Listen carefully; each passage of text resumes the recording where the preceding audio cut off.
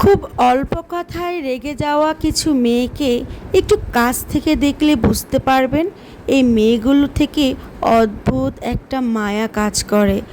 রাগ হলো মেয়েদের জীবনে একটা অভিশাপের মতো।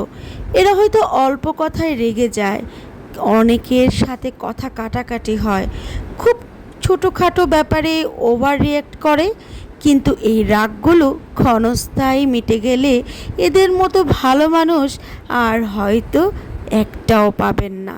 এরা অন্যের সাথে রাগ দেখিয়ে সবচেয়ে কষ্ট পায় নিজেরাই।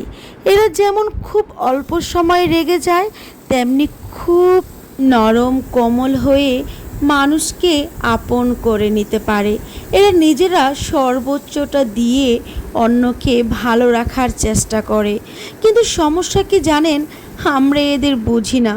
আমরা ওদের বাহিক্য রাগটাকে দেখি, কিন্তু ওদের ভিতরে লুকিয়ে থাকা সুন্দর মনটাকে খুঁজে বের করার চেষ্টা করি না।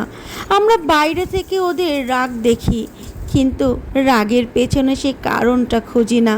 হ্যাঁ, ওরা একটু বদমেজাজি বটে, কিন্তু খুব শান্ত হয়ে যদি ওদের লক্ষ্য করেন, ওদের মনটা অনেকটা ফাঁকা মাঠের মতো, যেখানে অনেকে এসেই স্বস্তি নিঃশ্বাস ফেলতে পারে। ওরা খুব চাপা স্বভাবের হয়ে, জানেন তো, হাজার কষ্ট হলেও মুখ ফুটে কাউকে বলতে পারে না। ওদের তাই কষ্টগুলো জমতে জমতে দিনে দিনে পাহাড় সমান হয়। ওরা তখন চায় কেউ ওদেরকে আগলে রাখুক, খুব আদরে রাখুক, ভালোবাসায় রাখুক, ওদের মতো করে মানিয়ে নিক। ওদের দেখলে মনে হবে ওরা খুব সুখেই আছে।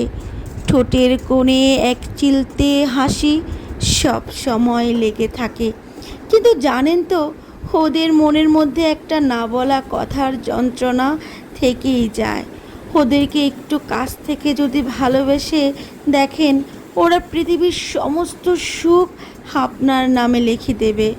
ওই যে বললাম, রাগ হলো মেয়েদের খুব অভিশাপের মতো।